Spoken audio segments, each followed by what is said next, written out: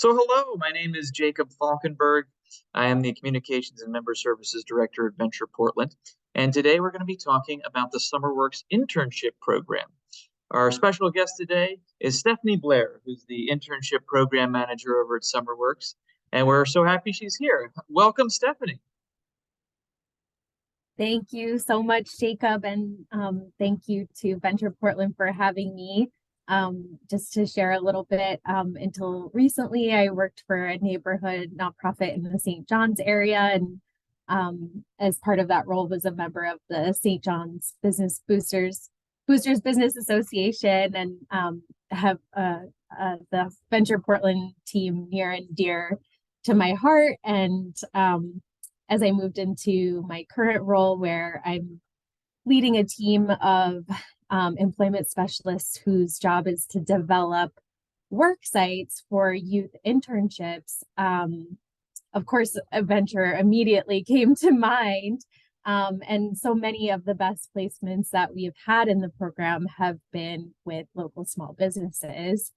I should preface and say that the slides I'm showing today are oriented around getting work sites that are participating in the program up to speed, but I do think it provides a good framework of what you can expect if you decide to participate in the program. But I'll be sharing some links in the chat as well if you want to learn a little bit more. This cover photo is the new POIC kitchen that just opened in Rockwood. It's a paid training program to help you get into chef positions. So I'll just talk a little bit about the program generally, supervisor responsibilities, what it would look like to start an internship, what payroll looks like, and then ending an internship. And then I'll provide some contact information at the end. But the main thing to know is that every worksite that participates in our program has a human that is their point of contact, and we really want you to have a positive relationship with that person. Their whole job is just to work with worksites in the program. We do have also coaches whose job is to work with the youth in the program. So it's kind of cool that you have a direct point of contact that's really just for you as a worksite. Our internship program is 160 hours. Things are always changing. I'm realizing now that the pay I just found out today is going up to $16 an hour. And I think I mentioned coaches. What's really great about the coaches is they actually provide career readiness trainings to the youth. And they also help with things like helping the youth enter hours in their timesheet, helping them get a bus pass if they are struggling to get to and from work, or maybe they need special clothing. We've bought things like hard hats, computers, business casual clothing. So there's funding specifically to assist the youth with anything that they need during the internship. So it's really kind of a cool program that there's a point of contact specifically for the work site, and then a point of contact specifically for the youth. It's important to mention that the program uses an employer of record. Currently, the employer of record for the program is the Foundation for California Community Colleges. So they hold the workers' compensation coverage for the program. And I also just wanted to share a little bit of what would be those kind of key documents that we would need in order to get you going. So there's a worksite agreement. This is sort of the legal document for the program, all the parameters of what you agree to as a site supervisor. There's a worksite checklist, which is a one-page checklist where you sort of look around your facility and say, yes, we have a fire extinguisher. Yes, we have a bully poster, that sort of thing. But most importantly, we will work with you to develop a position description. Because we use an employer of record and they're assuming the workers' compensation coverage, there are some restrictions placed on the types of positions that we're able to support. But just know that our employment specialist team is always working toward a yes. So, for example, it is difficult for us to get authorization for youth to drive as part of their work experience. We know that's especially tricky with very small businesses. For example, in my last job, I worked with a lot of farmers market vendors. We've had a lot of vendors reach out who are interested in having someone work at the market. So the key is just to be conscious of the difference between driving for work purposes and commuting. So if the youth are showing up at the place of work, they do their entire day there and then they go home, that's commuting. But if they start at an office and then they drive to the market, that would be considered driving for work purposes. So that's just an example of how we would try to help you flesh out the position descriptions so that we can get to a yes. We also are not able to support work inside someone's home. So if it's a home-based business, but we can do a fully remote work experience. So again, we'll just try to work with you to get to a yes. We've also had positions that are kind of a combo of those two things.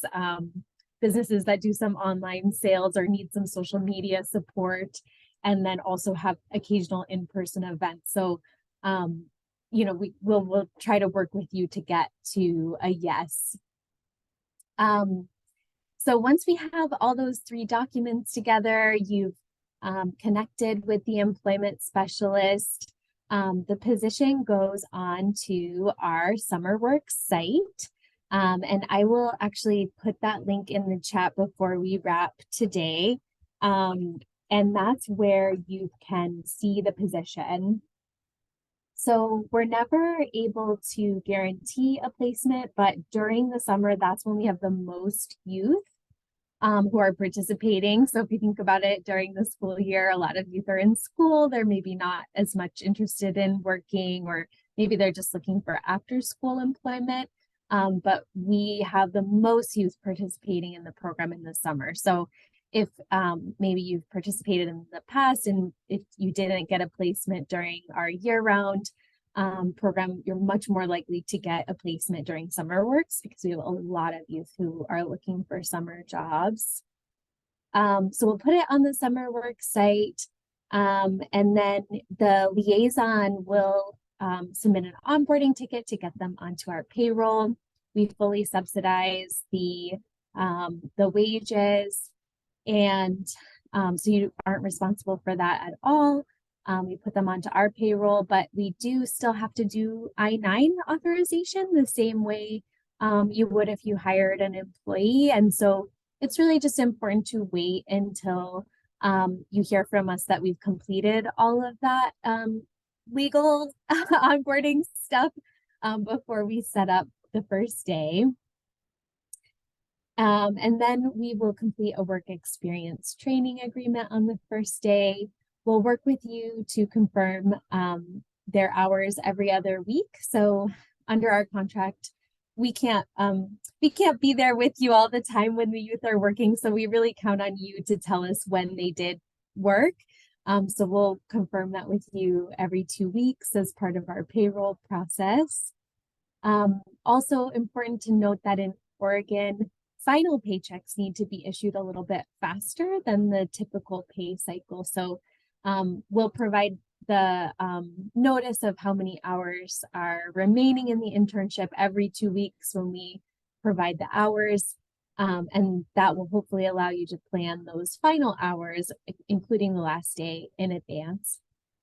And then lastly, we have a very short multiple choice evaluation that we'll ask you to complete actually before the internship is over, because we want to make sure that we're able to provide it to the youth at the end of the internship to help them learn and grow from their experience. So we talked about making sure to wait until authorized to start. And I also wanted to just share a little bit about that work experience training agreement.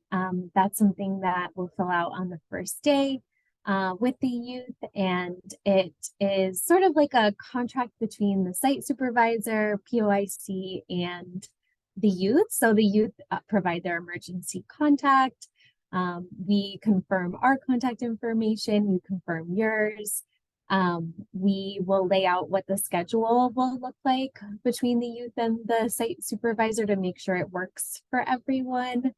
And the youth will also identify some learning goals for their work experience and agree to show up at least 90% of the time. And then all three will sign it. So that's kind of the first day. But that's also, as you're getting your placement, a good time to make sure that you have a good workspace for them, that you are ready to train them, that you know who will be their direct supervisor.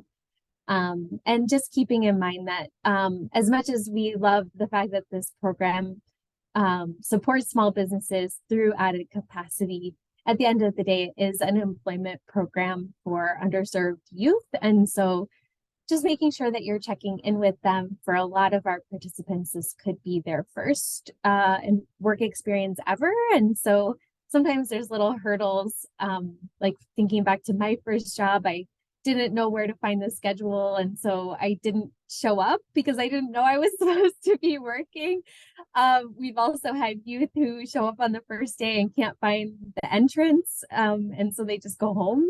So just being patient, because this is an internship program for ages 16 to 24. So in a lot of cases, this might be their very first work experience.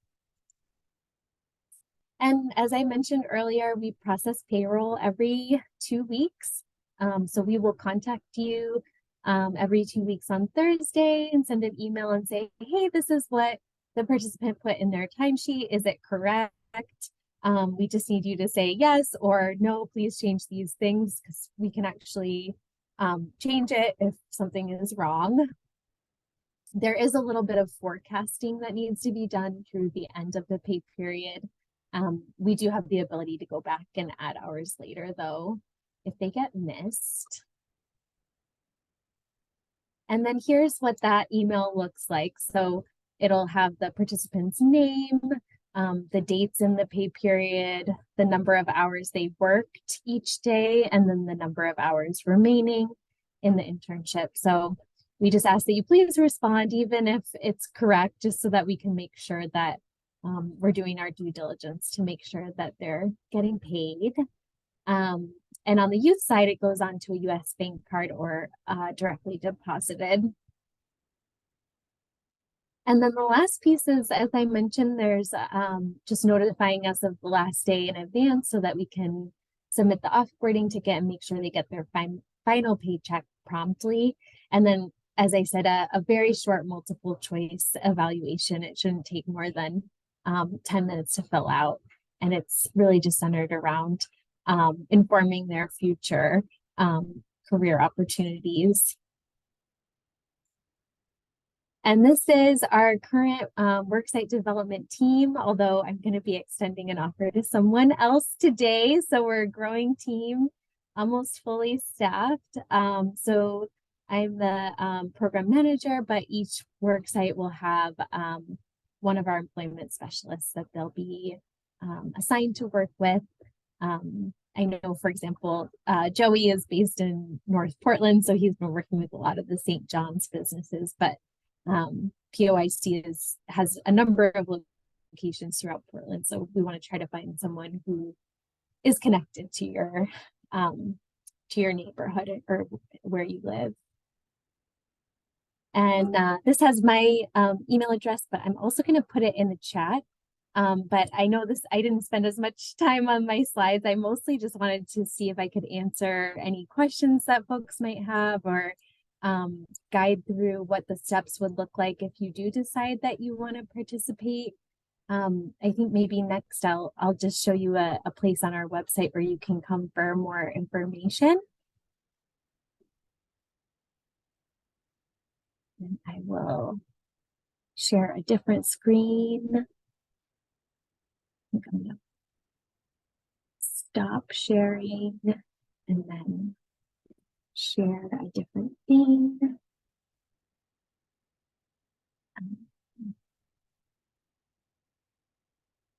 Okay, so this is, oops, I'm on the wrong thing. Where did I go?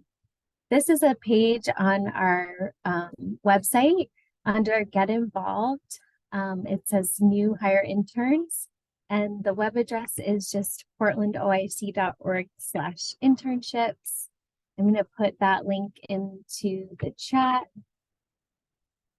And what's really cool on this page, there's a button, and actually I think that will just direct you to contact me. So that has my email.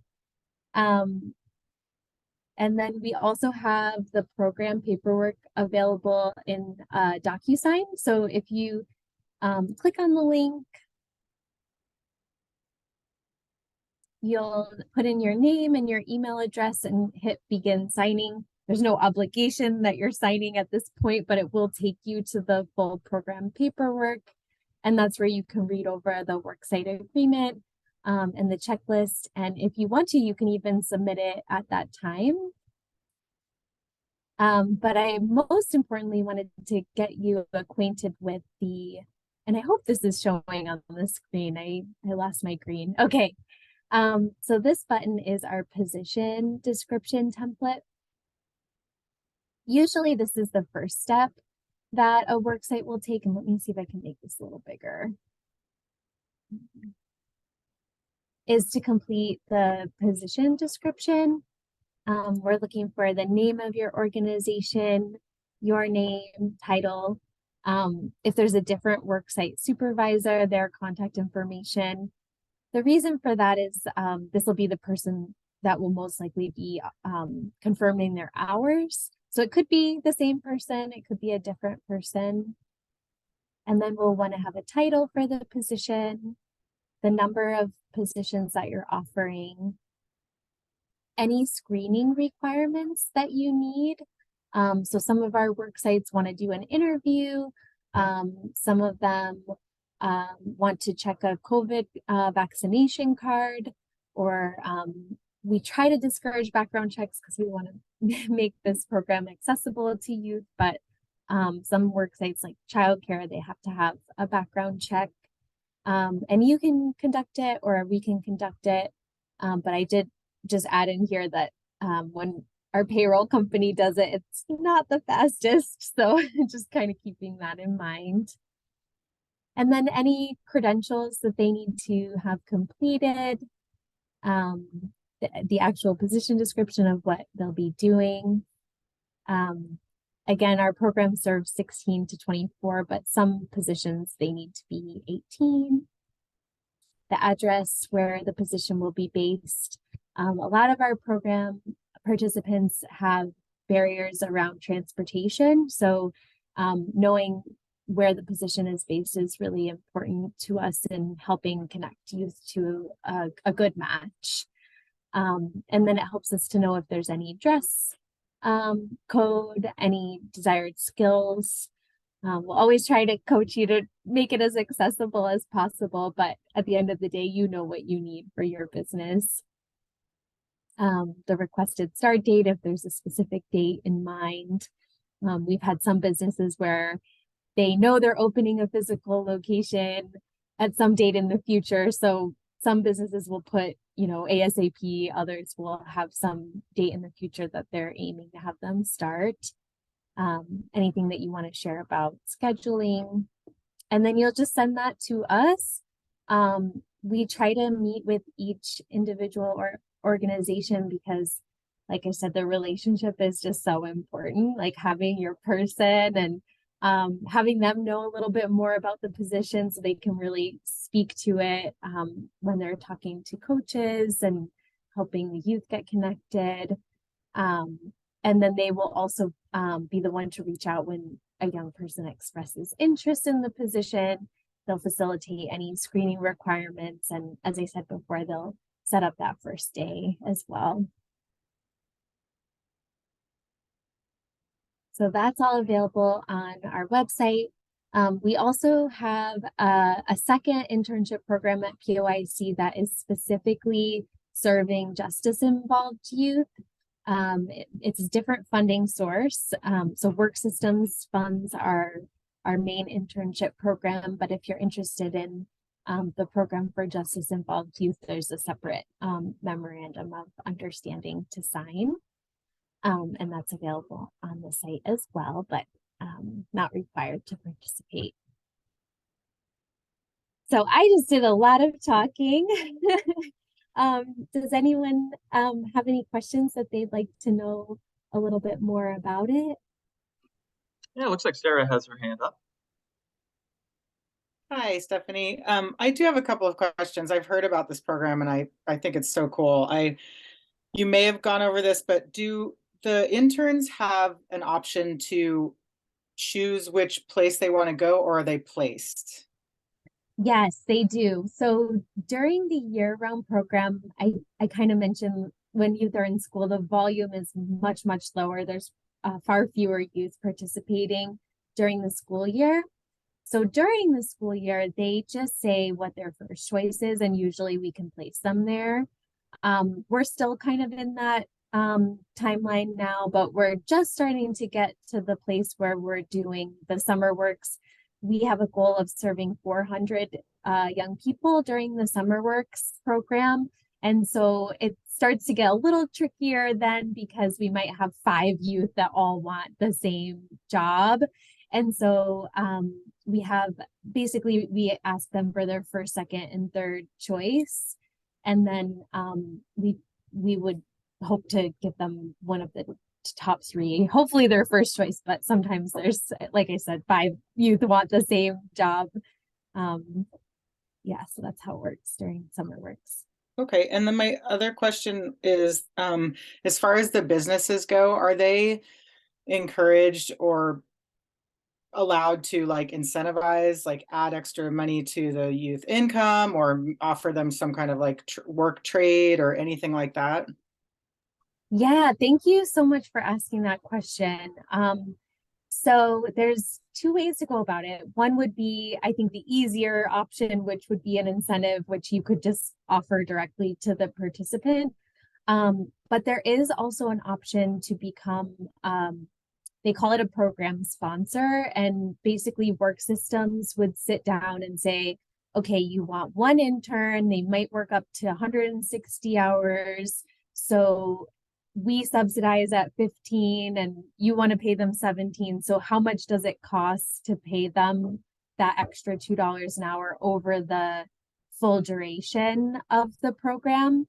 And then they would furnish that to you and say, can you please sign a memorandum of understanding saying that you're willing to cover up to that amount? That would be the maximum. So if they stopped working prematurely or something like that, then you would not be assessed the full amount, but that just lays out the maximum that you would owe as a result. Cool, thank you. Thanks. And actually, while you're on that, I think I'd love to just share with you the website, and I'll share the URL in the chat as well, so you can look on your own. But it just got a new landing page. And I hope I'm sharing the right screen here. But this is the SummerWorks website.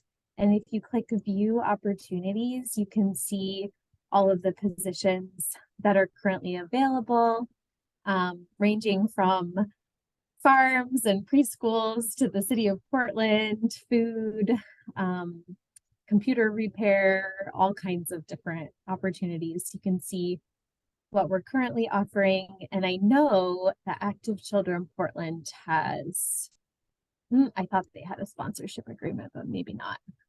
There's one in here, Ground Up, I think. So they're able to offer 50 cents higher than the subsidized wage. Stephanie, are there specific types of businesses that generally have more success or get more out of the program than others? So retail versus restaurant versus service. What types of business have you seen be most successful with the program, and if there's any others that are not quite a good fit, what would those be? Yeah, honestly, I think um it's all over the place what youth are looking for.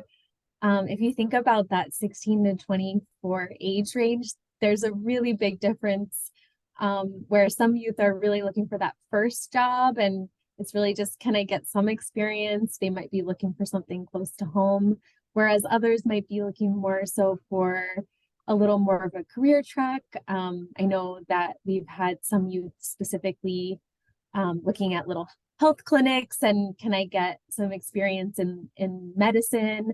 It would be very hard for us to develop a partnership with Providence, but not very hard for us to develop a relationship with Hillsborough Pediatric Clinic, for example. So we really appreciate those opportunities. But yeah, we have youth currently working at Ground Up, which is a production facility that makes nut butter. We have a couple of youth placed at the Habitat for Humanity Restore. I know we're in the process of facilitating a placement for Fork and Spoon in the coming weeks. So yeah, it's really, really all over the place. And some youth really gravitate toward a particular title, whereas others are just more concerned about access. Like, can I easily get to and from this job on the bus? So we try to have something for everyone. That's great. It kind of appeals to everybody's interests, so everybody can kind of find something that they have a personal interest in. So they actually want to be there and they want to do well, which I think makes a huge difference. Um, I think Clody had a question. Clody, hey. Hi. Yeah, I guess my question has been half answered there because I was wondering about do we know what interest those kids have? You know, that's for us it's very important because I mean if they don't, we're a cat themed store, so if they don't like cats we're gonna be in trouble. They're not gonna like it. Whatever. So I want to make sure that this is, you know, they know what they're getting into and they have interest to be there as well, so they're motivated as well. And you said we can interview them beforehand too. Okay, great. Yes, and I think you're bringing up some really good points. And I just want to pull up that position description. I hope I'm still sharing. You are, yeah. But if you just check the interview box, then we'll make sure that we conduct an interview. And we have had all types of different things put into the position description. I know Two Rivers Bookstore, which is in my neighborhood, was really, really passionate about having a young person from the surrounding neighborhood be their placement. So I would just suggest, Clody, in your case, start with must love cats. Just put that in the position description. I can't imagine anyone not loving cats, but I guess There is. Yeah, I'm a cat person, but yeah, I think just being conscious of your position description is always a really good way to make sure that you get a good match.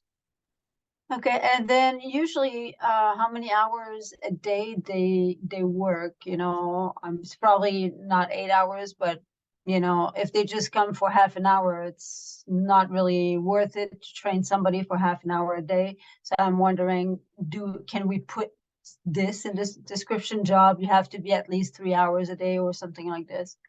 Yes, yep. And that would be, you can say hours per day or hours per week, or some places they have a very rigid schedule and they'll actually put the exact hours that they need them to work. But yes, and I think that's a really, really good point. We have youth who are working maybe a couple of hours a week. We also have youth who are working close to full time. And given the duration of 160 hours, the young person who's working only a few hours a week might be in that internship for 6 months, whereas the young person who's working close to full time, it might only be a month, maybe 2 months, I think, if I'm doing my mental math. So I think it is important to think about what will work best for your unique position. Okay, thank you so much.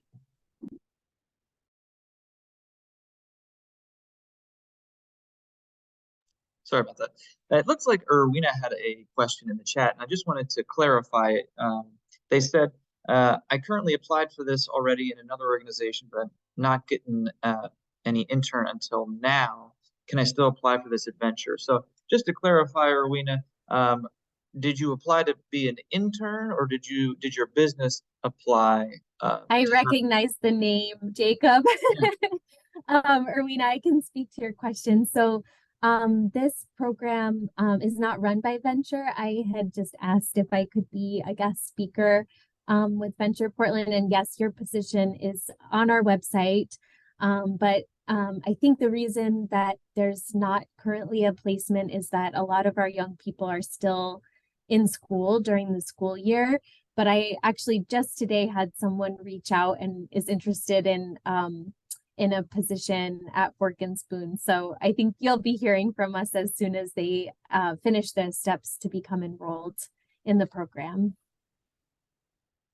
That's great. Yeah, I think about 6 weeks left in the school year, so I think we're going to start seeing more and more interest across the board. And that's another thing I wanted to ask about the timeline. I'm assuming if a business is interested, now is the time to really get all the information in, so there's ample time to get people ready to go when they are, finished with school or whatever. But how long does the program run for? So we will actually have positions available to youth year round. So we call it SummerWorks, but it really is a year-round program. It's just that there are a lot fewer youth participating during the school year. So it's more common during the school year for us to post a position and maybe they don't get a placement, or maybe they would get a placement but then not have another one until summer. So summer is definitely our busiest time of year. We try not to ever promise that someone will get a placement. I know we have a food cart in Happy Valley and it's just a little too far for a lot of our youth. So we'll try to be honest with you about whether we think that that you'll get a placement. But in summer, we have a lot of youth looking for jobs. So I would say if that's something that you want to do, then this is a really great time to start thinking about the position description and getting going for summer. Awesome. Okay, it looks like Debbie has a question. Hi, Debbie. Hi. So my company is a general contractor and we do remodeling projects. And I'm trying to think since there and what we would have for an internship might be somebody who would work on remodeling project job sites, but they might need to move during the day from one site to the next. Can they ride with one of our employees? If you're not in favor of driving, I'm trying to figure out how could we use somebody where we don't always have a full day at one job site. It might be 4 hours at one site and 4 hours at another site. For this type of position would be like a carpenter's helper. They'd be learning carpentry. But I'm trying to envision how it might work we do a lot of smaller projects. So it's not like a big construction project where everybody's just at the same site for months, So could you talk about that? Yeah, I think that's a really good question. So if there is one job site that they would go to on a particular day and they're only going to and from, that's considered commuting. Okay. But if they're driving between work sites, that would be considered driving for work purposes. So if that is a really, really important thing to you, the only way that we're able to authorize being driven by a supervisor or the youth driving for work purposes is in a business owned vehicle. So currently they're not allowing any driving or being driven in a personal vehicle. And they would also ask that the employer of record be added as an additionally insured on the policy, on the insurance policy. I know that can be a little bit of a barrier. So usually we try to just encourage, like, set the shift so that they just have one workspace for the day. And I know that can be a little difficult, but it sounds like a cool No, I mean, I opportunity. think we could maybe work with that. I just kind of wanted to know what we were trying to shoot for, so, but thank you. Yeah, that answers my question. Cool. Thank you, Debbie. Okay, looks like Nana has a question. Hi, Stephanie. Thank you for this information. Super, super helpful and informative. I had a question about maybe what are some things that if a business wants to apply for this, they need to be aware of as far as qualification purposes, like what would maybe disqualify or delay the process for a business that's looking for a summer intern? That is a great question. And I'm just gonna quickly pull up, let's see, I have our worksite agreement. The organization needs to have general liability coverage. And let me pull up always try and find something on the fly is hard. Let's see. Okay, so this is the worksite agreement. And if you go through the DocuSign, this will come up. I can also send it as a PDF. And it is pretty long. It has, all the details of the opportunity, including, helping out with payroll and let's see. I think,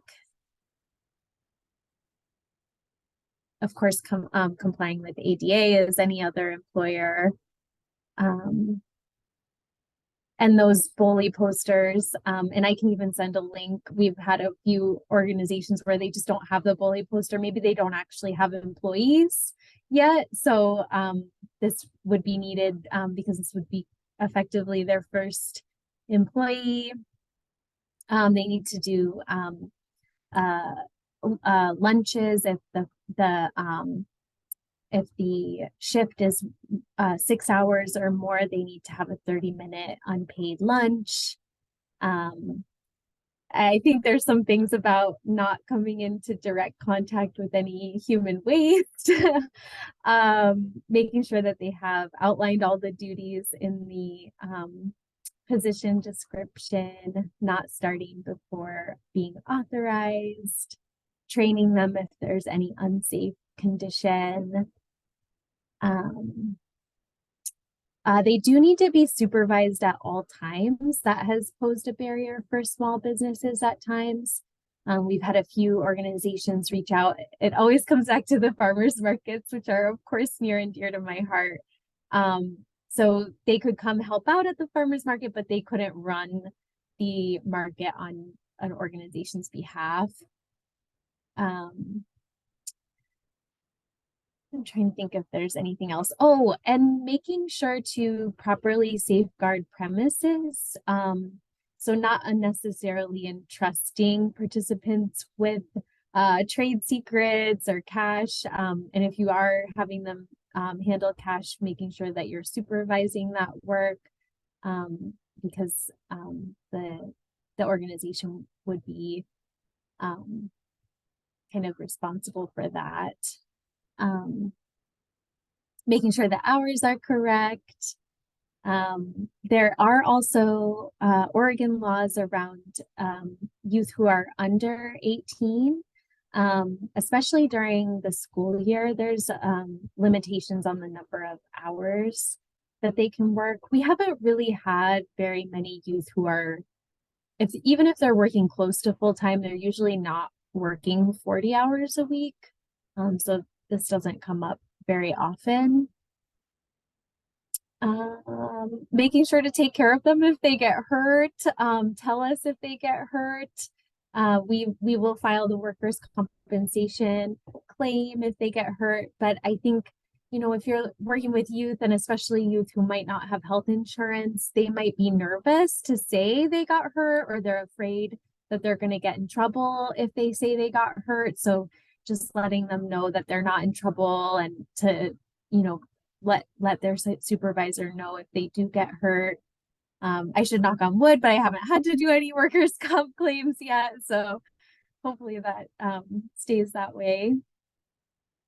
That they'll be legal, that they'll have enough work to keep them busy. Actually, this has come up. Sometimes we have site supervisors who didn't really fully think through what exactly the youth would be working on, and they're just sitting there and they don't know what to do. And so just making sure that they have something to work on is always good. It does need to be a drug-free workplace. They're not allowed to sell, serve, or come into contact with alcohol or tobacco, but we have developed positions at restaurants where others serve alcohol, so that is allowed. Yeah, so I think the works cited agreement is a good place to look. It also goes through what the other parties are responsible for, including the employer of record. I think most of the rest of this is just legal jargon. There's some stuff about COVID too. But the beginning part I think is really, really helpful because it lays out what the employer of record is responsible for versus the site supervisor. But we can definitely answer any questions that might come up with the worksite agreement. We've also, from time to time, had requests for positions like construction where we'll actually ask you for the position description and submit it to the employer of record and just make sure that they're okay with it before we move forward. And that's a lot of how we've learned what is and is not allowable in the program. We have a pre-apprenticeship program, and so we love construction, but we did get a note thank you about a roofing position this week, so that happens from time to time. Awesome. Thanks for all the great info, Stephanie. We do have about 10 minutes left, so there's still time for questions. If you all have any more questions, feel free to chime in or drop it in the chat. But I was curious if there's anybody here who wanted to talk about their experience participating in the program. I know Tanya from the St. John's Boosters is here, and the St. John's Boosters participated in the program last year. Tanya, is there anything you wanted to share about working with a SummerWorks intern? Yeah, I didn't work with a SummerWorks intern last year, but this year we have applied for the boosters, and we have a very robust social media, that the president does for the boosters. So that's what we have asked from the summer intern, and we just found out from Joey that somebody is interested, and so we're going through the process of doing that. Well, that's awesome. So not only your traditional businesses can participate, but also nonprofit organizations like a business association would be a good fit for this as well.